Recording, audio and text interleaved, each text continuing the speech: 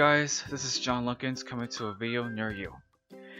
I am back for a second brother and sister drawing video after I released my first video featuring one of my younger sister's drawings from her sketchbook, which she hated doing it, so I improved it in my own style of art and she liked it. Today I have another picture of Kate's drawings from her sketchbook that I took with my phone because I was immediately inspired yet again to make another video. This here is another human female character who has plants on her body, similar to the previous female character, only this one has leaves instead of pink flowers and roses. She wears a striped long sleeve shirt with collars, black ribbon around her neck and on her purple hair, striped pants, black desert boots, and finally holding a clear umbrella. As you can see, the Umbrella Girl, as I like to call her that name, is in the rain because Kate painted drops of rain, which is supposed to be the effect of foreground. On the right side is a second pose of the Umbrella Girl, facing backwards, but she wears shorts rather than her long striped pants. There's also Kate's signature on the drawing in that printed paper, clarifying that she really drew this picture from her sketchbook, just to let you guys know. And the raindrops pouring onto the glittered umbrella splashes into rings of particles that resemble into bubbles popping. So what I'm going to be doing for today is redrawing the same character from Kate's style to my own unique style, and then have her react accordingly. With that printed picture aside, here I have some concept art that I drew on my sketchbook based on the Umbrella Girl, with the help of some references. Each of them has different poses what the Umbrella Girl can do, like she has a personality. I also have to change the long striped pants into leggings to put inside her short pants. I even added a belt buckle too. What you have here are 4 poses and her face to the front and her left side. Pose 1 is where she takes a stroll around the field and smiles while she catches raindrops with her hand, kind of like a reference to Gene Kelly singing his musical number. Pose 2 is quite similar to the backward pose, however it's more professionally drawn, like it has more dynamics than Kate's drawing. Pose 3 shows the Umbrella Girl looking up to the sky, meaning it stopped raining, while holding her closed umbrella, in such beautiful display of perspective. The close-up of her face is like any typical anime girl with big eyes and silky hair. I even added blushes for features and sideburns too. Finally, on pose 4, shows the Umbrella Girl protecting an anthill from the rain, like a noble girl would do for defending the animals from Mother Nature. Now that I'm done coming up with any ideas for the dynamics, design, and posing, let's move on to the optional drawings for the illustration, depending on what is the right choice. On this next page of my sketchbook, I have 4 debatable drawings that are meant to be decided by my peers, and not just by myself. Let's take a look at option number 1. It's just like pose 1, but only this time I added the background to show you guys that she lives in a farm, where there is a house next to the garage and a barn with a fence. Option number 2 is much like Kate's original drawing, but on this option it has a long fence and a park bench in the front of the grass while the rain drops onto the walkway.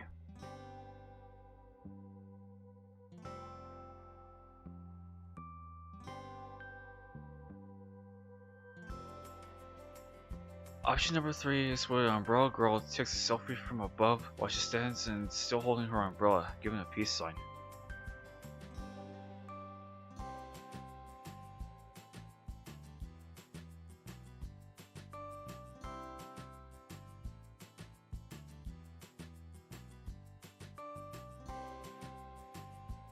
And finally, option number 4, where she's sitting on the park bench giving the same peace sign as her foot catches the raindrops.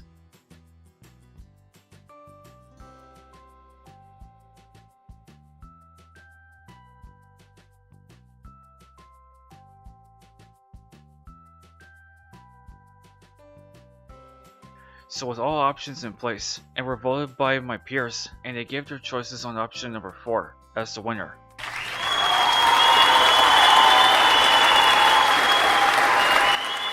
And option number 3 as the runner-up.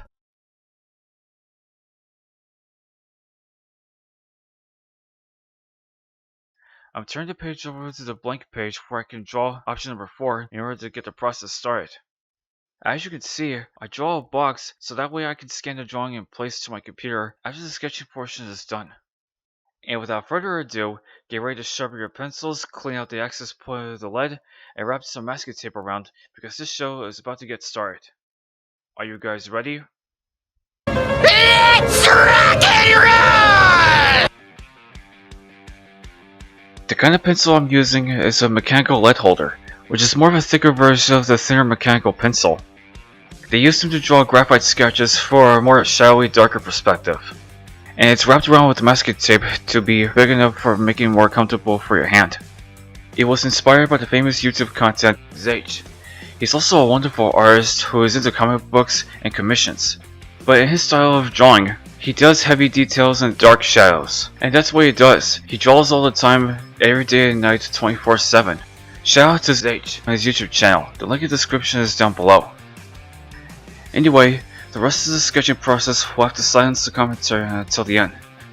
I'll get back to you guys in a bit. So sit back, relax, and enjoy the show.